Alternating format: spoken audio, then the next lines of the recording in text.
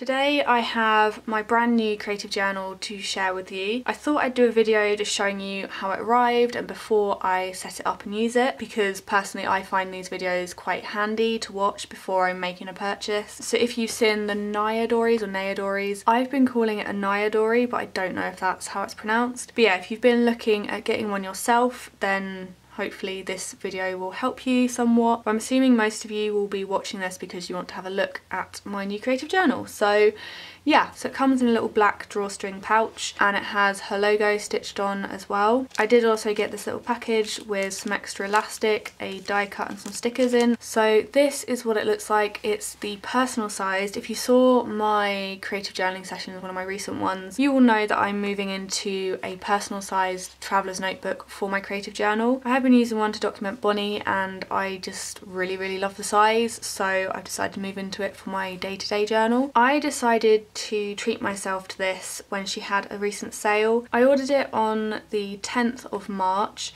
and it arrived on, I want to say, the 28th of March. It was either the 28th or 29th, I can't remember now. So it took a few weeks to be made and sent and shipped over. But I wasn't expecting it to be super quick because obviously they've been handmade. I went for a peachy colour because I don't have this sort of colour in my collection. I wanted something a little more toned down but still kind of bright, like it's not a grey or a black or something. On her website she has a lot of different colours available and the leather that's used is all very slightly different in texture. I specifically wanted one with this texture mainly because I thought it would be a more squishy material, and it is. It feels exactly how I wanted it. With all the traveler's notebooks that I've used in the past, I have decided that the ones that I like the most are the squishy ones. So they're not super stiff, but they're also not super floppy. There's some sort of sturdiness to them, but they're still kind of flexible. That is definitely my favourite kind of traveler's notebook. The Nayadoris that I used before are very similar to that. They have the sturdiness, but they're also very squishy and can be bent still. And also the Dixie-dori that I use for Bonnie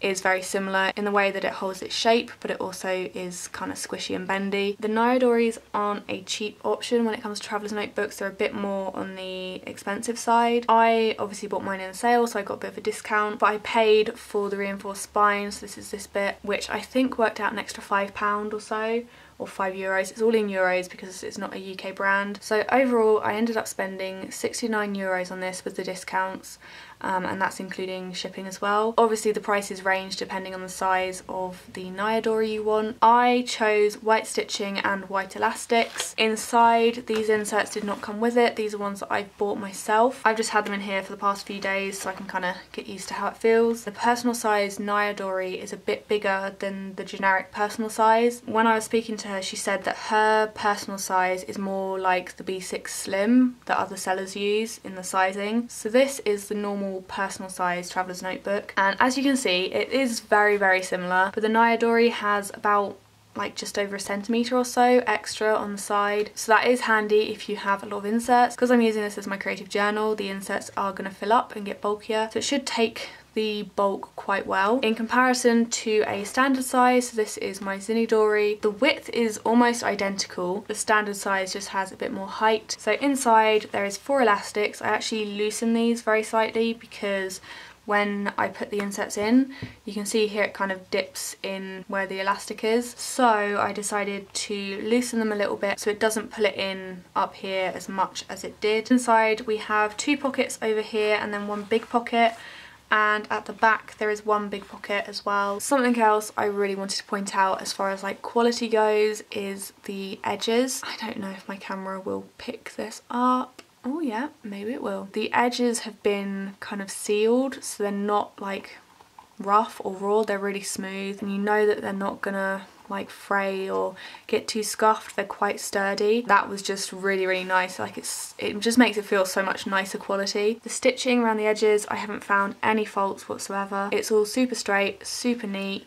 There's no kinks or anything in it. On the back there's her logo embossed into it. So that is my Nayadori. I haven't had a chance to play around with it much yet because I've been trying to keep it as bare as possible to show you guys first. But I think I am going to do a video on setting it up so you'll be able to see how it comes together. I honestly didn't think I'd end up getting one, but I think I can blame Chloe pretty much for this because she got a Nayadori first. She shared photos, she shared videos. I had a nosy and I was like, you know what? I think I'm going to give it a go. So yeah, as always, if you do have any questions, then let me know below. I'll obviously leave a link to her shop in the description if you want to go and check it out. Thank you all so much for watching, and I'll see you in my next video.